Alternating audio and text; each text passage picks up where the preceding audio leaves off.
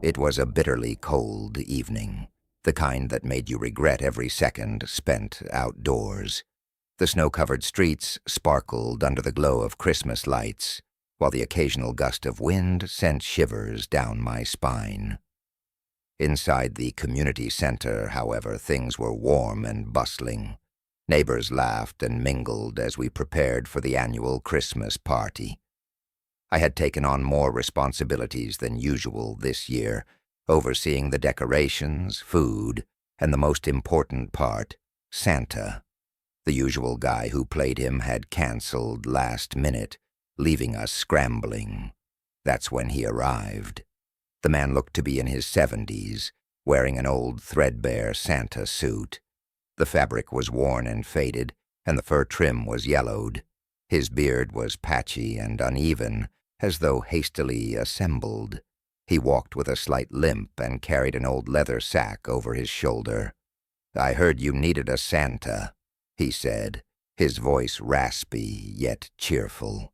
There was something odd about the way he looked at me, as if he was sizing me up, but I didn't want to seem ungrateful.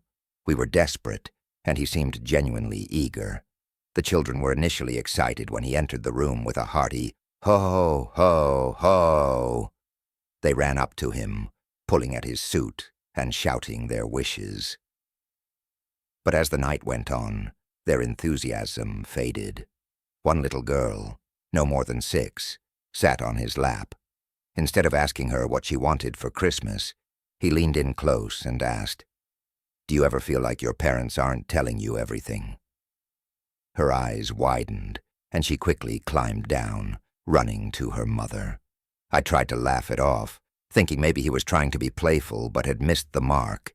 Yet, as more children came and went, his questions grew stranger. "Have you ever had a secret you couldn't tell anyone?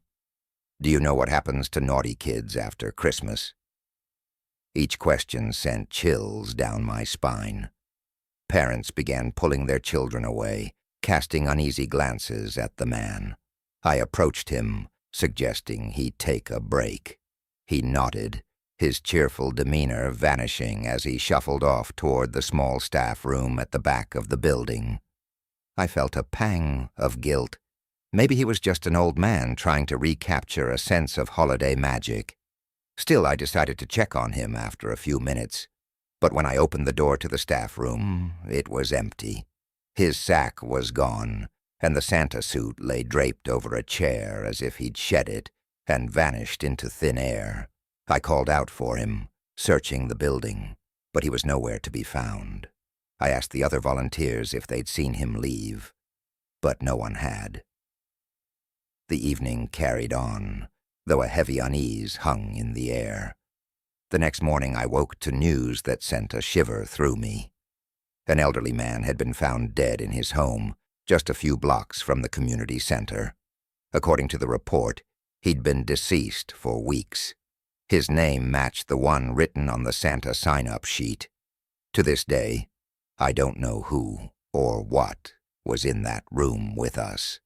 But every Christmas since, I've found myself scanning the streets, half expecting to see that faded red suit and patchy beard. Our basement had always been an unsettling place. It was the oldest part of the house, with walls made of crumbling stone and a single dangling bulb that barely illuminated the room. I avoided going down there unless absolutely necessary. My son, however, had recently become fixated on it. "Mommy, the lady in the basement says she likes our tree," he said one morning as we decorated. His tone was casual, as if he were mentioning a friend from school. "What lady?" I asked, brushing it off as a child's imagination. "She said she wants to come upstairs." I laughed nervously and changed the subject. But over the next few days, his comments grew more unsettling. "She says the ornaments are pretty. She says the star is her favorite. She says she used to have a tree like ours, but it was a long time ago." Each time, I'd reassure him that no one was in the basement and remind him not to go down there. But on Christmas Eve, something changed. We were stringing lights on the tree when he suddenly froze. his hand gripping mine tightly. "She's calling me," he whispered, his voice barely audible. The air around us felt different, colder. I told myself it was just a draft from the basement door, but my chest tightened with unease. He began tugging at my arm, leading me toward the door. "Let's just see what she wants." I hesitated. The logical part of me knew it was just his imagination, but another part of me, a deeper, more primal instinct, screamed for me to stay away. Still, I opened the door. The basement stairs creaked under our weight as we descended. The air grew heavier, thicker with each step. My son pointed to the far corner, where an old dust-covered mirror leaned against the wall. "She's there," he said, his voice calm. The mirror's surface was dark and mottled with age, but as I stepped closer, I saw something that made my blood run cold. My reflection stared back at me, but it wasn't moving. It stood still, smiling faintly, even as I took a step back. "Come upstairs," I whispered, grabbing my son's hand. He resisted for a moment, his eyes fixed on the mirror.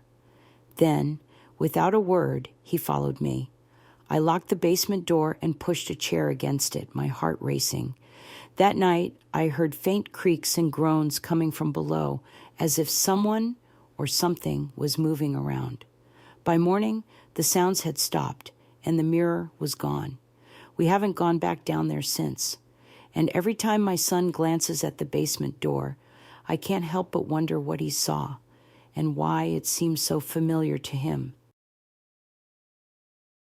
The snowstorm had rolled in faster than anyone expected. By evening, the roads were impassable, and the wind howled like a living thing, shaking the windows and rattling the doors. I was alone, wrapped in a blanket on the couch, trying to enjoy a quiet Christmas Eve. The first knock on the door startled me. I wasn't expecting anyone. Peeking through the peephole, I saw no one.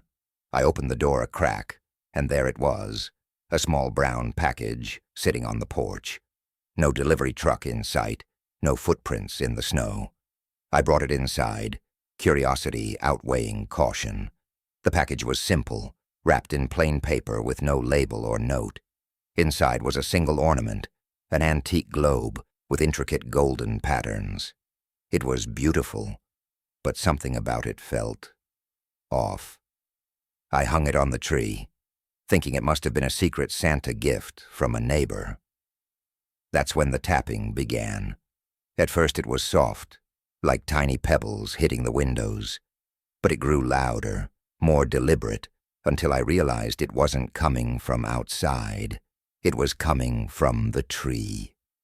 I stared at the ornament, now glowing faintly. The pattern seemed to shift and twist, forming what looked like a face. A whisper filled the room, faint but unmistakable. It knew my name. Panic set in. I grabbed the ornament and hurled it into the fireplace. The flames roared, casting wild shadows across the room. For a moment, the face seemed to scream before the ornament shattered. The house fell silent.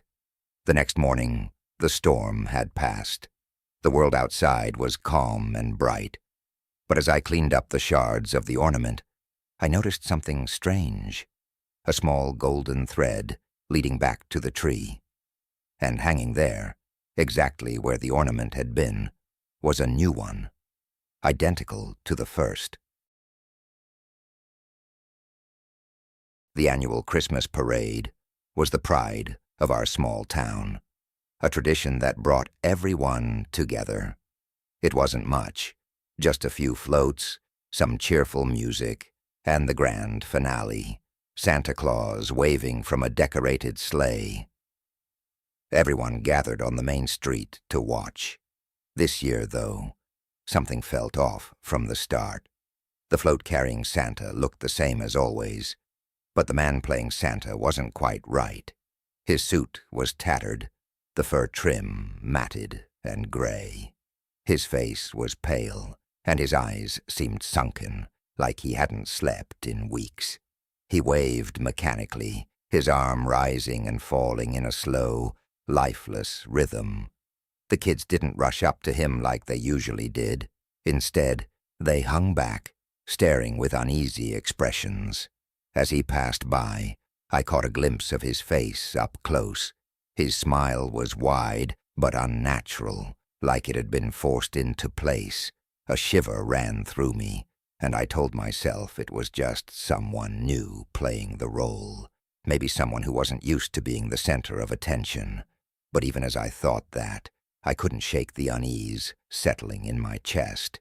After the parade, the streets began to clear as families headed home for their Christmas Eve dinners. The snow was falling steadily now, muffling the sounds of footsteps and chatter. I decided to take a shortcut through the woods to get home. It was a path I'd walked countless times, lined with tall, bare trees that swayed gently in the wind. The snow crunched beneath my boots, the only sound in the quiet night. About halfway through, I spotted something ahead, a figure standing in the clearing, my breath caught in my throat. It was Santa. He stood perfectly still, his back to me, his red suit stark against the white snow. For a moment I thought maybe he'd gotten lost or wandered off from the parade. But as I stepped closer, a strange sensation washed over me. The air around him seemed wrong, heavy, stagnant. I stopped a few feet away. "Are you okay?" I called out, my voice trembling slightly. He didn't move. I took another step, and his head turned slowly, unnaturally slow, until I could see his face. His eyes were hollow, black pits that seemed to pull all the light from the clearing. His lips curled into that same unnatural smile, wider now, almost splitting his face. I stumbled backward, my mind screaming at me to run, but my legs felt like they were moving through syrup. He took a step toward me, silent despite the snow beneath his boots. His hand reached out, the sleeve of his suit frayed and stained. "Merry Christmas," he rasped, his voice dry and brittle, like wind through dead leaves. Finally, my legs obeyed. I turned and ran, the trees blurring past me. The sound of bells rang out behind me, soft at first, then louder, faster, as though they were chasing me. I didn't stop until I burst out of the woods and into my driveway. My chest heaved as I fumbled with my keys, finally getting the door open and slamming it shut behind me. I leaned against the door, trying to catch my breath. The house was dark and silent, the faint glow of the Christmas tree the only light. I stood there for what felt like hours, listening for any sound outside. But there was nothing, just the muffled stillness of the snow. The next morning, I woke to find everything covered in a thick blanket of white.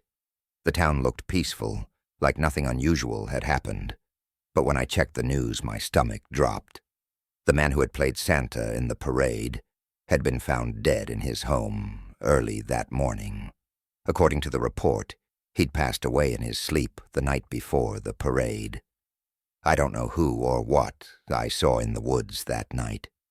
All I know is that I haven't walked that path since.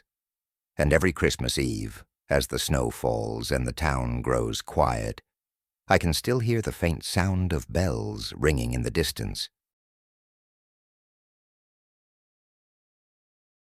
The Christmas party was lively, the house packed with family and friends.